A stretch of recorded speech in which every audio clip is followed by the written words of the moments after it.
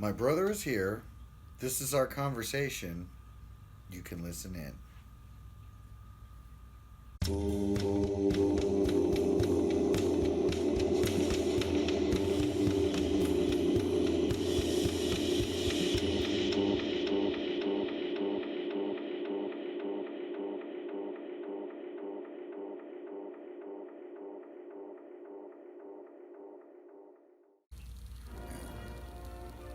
So, what do you want to talk about this first one? You want to talk about, like, not necessarily CD versus vinyl, but just Yeah, not why vinyl, why CD? yeah. I mean, not even necessarily YCD. Just that I'm a CD guy. I've realized this is for the vinyl community. I don't know if there's sticklers on that, but No. I'm still a CD guy. And no particular. I mean, I love that the album has made a comeback. I love the big artwork. I love flipping through racks, of albums. I just don't want to invest in a new format. And in no small part because of the way I consume music is digitally. Even though I collect the CDs, I don't really play them anymore. Right. I play them one time, I import them, and then that's sent through my library on my computer, or speakers around the house. And and so I'm still very much a physical format guy because I don't trust the cloud. Right. And you're at Spotify's whims. The licenses come and go, and so I make a lot of mixes, and every time I try to replicate it on Spotify, almost always a track or two is missing that it's not available, and so I feel like it's a safety net, it's a insurance policy buying the actual CDs, and I like having the actual CDs. And like a lot of collectors, I feel like it says something about me having a wall of CDs. Yeah. That one can flip through and learn something about me through what it is that I like. And so, yeah. So I haven't invested in that. I own, I think, 10 albums. And I bought those when albums were a dead format, and I have them framed and have them hanging on the wall as art.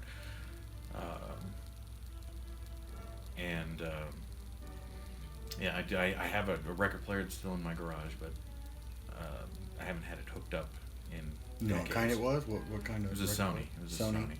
It was a Sony component system. That So I had like a tape player in it. yeah, double tape deck and a CD player, and it was the one that I got for graduation. I never saw that one. So. And so it just as the thing that took up the extra space. Here's Eric's turntable over here. It wasn't anything that I was using, and so I left it in its box. I still have it. It's in my garage, but it's not hooked up to anything. And frankly, I don't even have a stereo anymore to hook it up to. So you do everything through the computer then? Yeah, I do. I do everything through the computer. I don't have a CD player other than the one That comes with your computer. that's in the computer at this point. That's interesting, since you send me mix CDs. Yeah, but that's fun. Yeah, it's an anachronism, I know, but I still like to mix. I still make playlists, so I've gone digital. I made mixtapes until about '98. Then I got a CD burner. I'm so into it. I got a CD component burner. So I was remember burning that. CDs before you could burn them. Before computers had drives where you could do that easily. I made one. That's right. I think One you on did. here. I think it's right up here. Happy Hour. Yeah.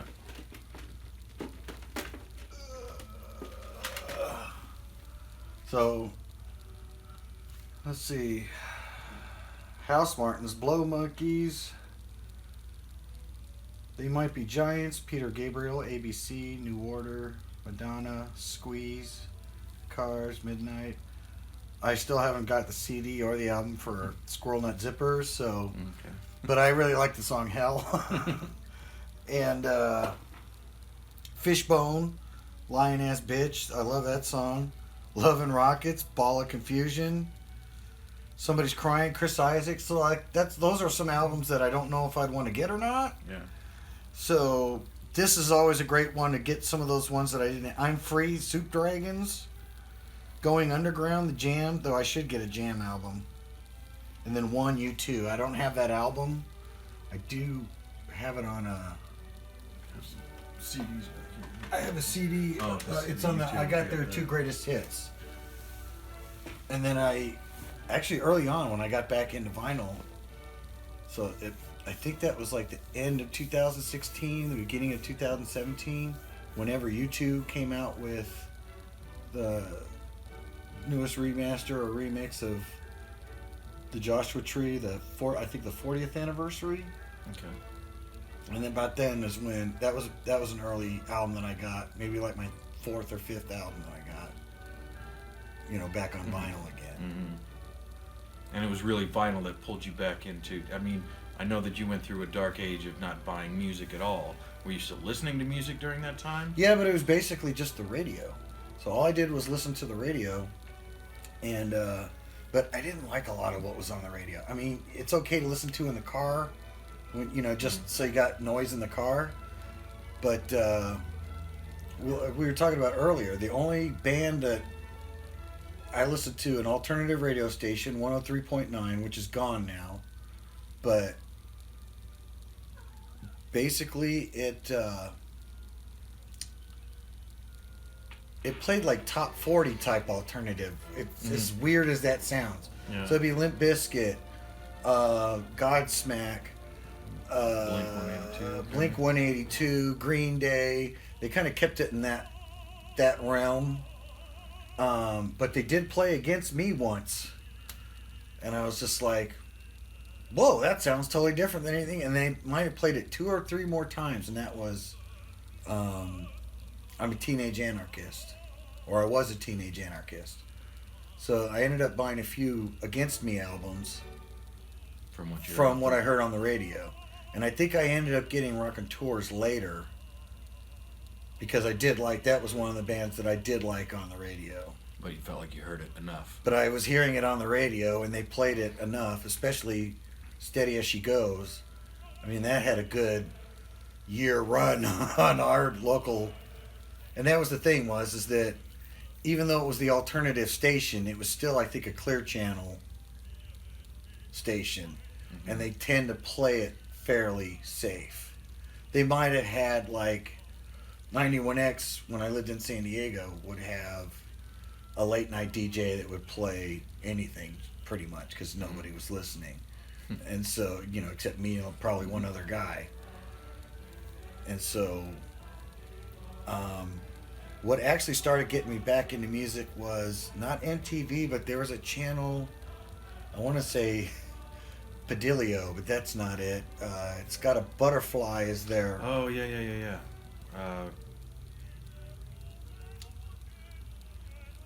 Yeah, I can see it. I can't think of the name of the channel, but I think Palladium. Maybe. I think it's Palladium. And it was like kind of how like the old MTV was. Yeah. And I would go on there, and I saw on there Radiohead, King of Limbs in the Basement. Mm-hmm. And I was like, oh, dude, I want to get that. And that was like at the time when, okay, if I wanted something, I'd get it off of iTunes. And I didn't do that for very long, because I found out how compressed that sound is. And so I started buying CDs again, because I listened to that, and then I heard Biffy Clyro on that Palladium. And Biffy Clyro kind of... Radiohead and Biffy Clyro got me back into wanting to listen to music and looking for music again. Yeah. See, I never stopped buying. Some years have been thinner than others. There was probably, I think, I was never a grunge person. I didn't hate grunge, but I never bought grunge either. But I always felt like that the fallout from grunge felt like it killed a lot of the music that I did like to listen to. Right. And so I had a bit of a old man crisis in like 1995-ish, where it felt like all the bands that were important to me had stopped making music. Right. And like Hootie and the Blowfish and Dave Matthews Band weren't bad, and they were probably going to be the best that I was going to do. Right. And so I bought, and the only albums that I've really ever gotten rid of were like Blues Traveler, Hootie and the Blowfish, and I didn't get rid of the Dave Matthews Band. But that was a period where there was nothing. It felt like there was nothing coming out. I find out later in retrospect things like Radiohead, the Bends came out in that time period. Bands like Supergrass were making music, but I didn't find them until later because all of those channels for hearing new music had basically shut off. But those thin periods aside, and that I was brought out of by Radiohead, by OK Computer, and Ben Folds, the single Brick, but I bought Whatever and Ever Amen, and then within a week or two, his first album, which had completely flown under my radar, but I love those two records and OK Computer, and that fired me up again to really start finding new music again. And some of the bands, a lot of the bands, especially now in 2020, have come back. Pixies are back. Right. Crowded House is back. A lot of Def acts. Leppard's back. Motley Crue's back. I'm not necessarily looking to go get that tour, but there is kind of like an 80s, early 90s semi-revival, but almost like romanticized, almost like when I watched Motley Crue, The Dirt, and when I watched that, it almost seemed more like I was watching like an after-school special. Just the way it came across, I don't know, but it was like, celebrating, but almost like not proudly, the debauchery these guys did, back in the 80s, which was, it's like, it was, in those days, it was like, no, you've got to do this shit, Yeah. And now it's just like, God, what heathens they were. Like, what's funny is it's supposed to be the other way around, isn't it? Mm-hmm. Where the old people are like, oh, the things that young kids do today, don't make any sense and they're stupid. But it's young people saying, look at all the dumb shit our ancestors did before we came around. Yeah. So I don't know if this is clear or not. He's my older brother, and so talking about the metal bands and stuff like that. One of the things that interested me when he pitched this idea of me sitting in and doing these conversations was thinking about the music. Cause so he was my number one influence musically, my musical taste from the time when I was starting to pay attention to music. Until the kind of the mid 80s, and it's sometimes it's funny to me that our paths kind of diverged a little bit taste wise, but there was a time where if he liked it more or less, I liked it, and I know you got Queen as an influence from other people, from our uncles and stuff like that. Our Uncle Mark was the first time I heard Queen. We Will Rock You. That was the first Queen song I ever heard. Yeah, and that's a whole story. That's News of the World album. But I have to tell that story. But so we started with Queen and kind of in a hard rock, and you also found Rush, which I like. 2112, okay, but Rush was never a band that I super picked up on. Although R.I.P. Neil Peart. Yeah. I wanted to be that guy when I was a kid. Yeah, he had the posters and stuff. He had the magazine clip out pages and stuff plastered all over your wall. Dude, I would, when I was in band, I think I did beginning band and intermediate band in junior high. Mm-hmm. I would go in there during the lunch break when I knew there was nobody else in there, and me and my friend Matt would go in there, and we would get all of the other drums out, and we'd put them on stands, and we'd build a huge thing. And then the music teacher would come in and put that stuff away, and da-da-da-da-da. I ended up getting an F in band because, like, if we were doing a song, you know, and I'm basically at beginning band and intermediate band. If you're a drummer, and you got to play the set, it was. That was what you said, you know. So I would find like there would be a perfect little interlude in there, and once in a while I'd do a.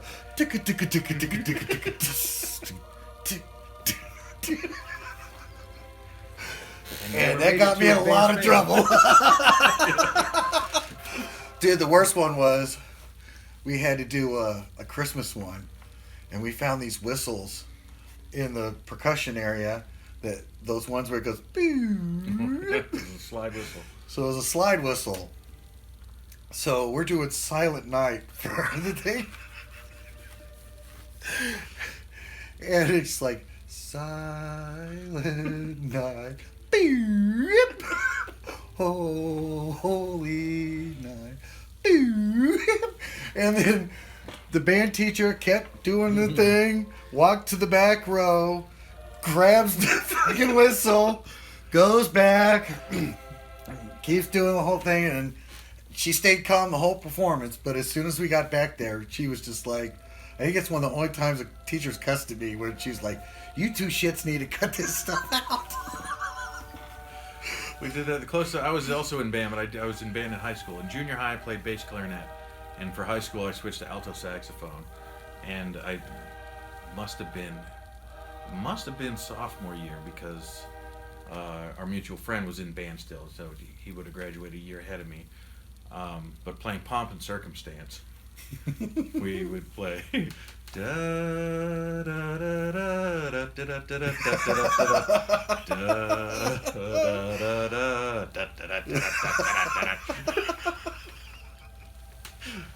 didn't go over too well. No, that's what I'm saying, man. It's like band was so on rock and roll. I did not gain a more appreciation of music. At least I didn't get an appreciation to make music. I never felt like I necessarily got the encouragement to actually make music. Mm-hmm. So I could still probably play drums extremely badly along with the song. But it's just much more interesting to me now to just listen to it. Or I don't get out as much as I used to, but like hearing it live, because, you know, once you got kids, then you don't go to concerts and stuff like that so much anymore. Very much. Yeah. So anyway, backtracking. We do this a lot when we talk. We skitter off in other directions.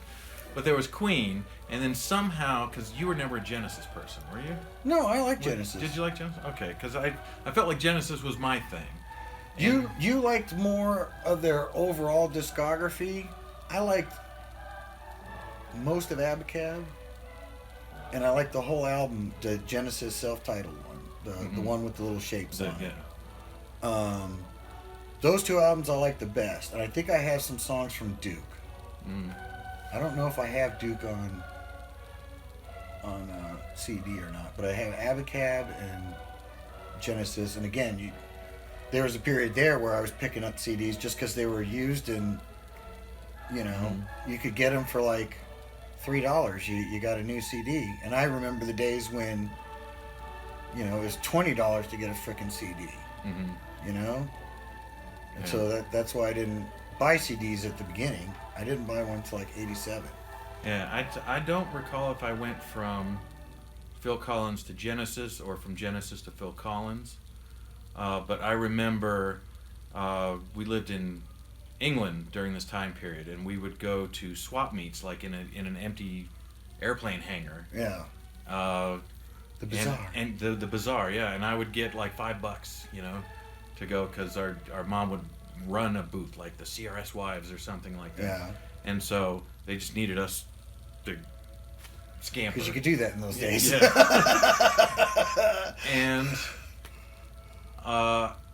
And I bought Phil Collins' Face Value on cassette there at one of those things, which I played to death. But I don't recall if it was just based on the strength of liking In the Air Tonight. And this then would have been, I mean, I was 8 or 9 years old at this point, you know, so I didn't buy music. It wasn't a thing that I did. And I don't remember if I was a Genesis fan before this. I don't know what compelled me to buy this particular cassette, but I played it to death. And I then, on one of the few ventures of, I mean, a little later on, of saying, yeah, I love Genesis, but I'm 9, 10, however many years old. I don't know shit about music, history and such. To me, Genesis was Phil Collins' band. And I bought Trespass, which was one of the Peter Gabriel era. I remember when you got ones. 3 Sides Live. And I didn't know what to make of that. And so that it didn't necessarily put the kibosh on my Genesis appreciation, but I felt out of my depth. And that did make me tighten up a little bit to, for the most part, sticking to the Phil Collins era. So I ended up with Trick of the Tail, and then there were 3. Like Foxtrot or something? Well, Foxtrot, I think, was still a Gabriel era. One. And I know, I want to say you had Lamb Lies Down on Broadway, too. I think I did, yeah. I did, and I don't know that I ever listened to it. I know people love But that's kind of when, Broadway, when but you it did was- move out more and you were listening to, like if we were in the car, it's like, hey, instead of Rush or Queen, can we listen to, or AC/DC, because I listened to a lot of AC/DC in that time, too. In fact, I think I listened to Queen, then AC/DC, and then I got into Rush. And then when we got back, was it back here, or we were still in England when you started getting into Genesis? It was still in England. It was definitely still in England. But I didn't buy music. I bought a couple of cassettes at a couple of swap meets over the years.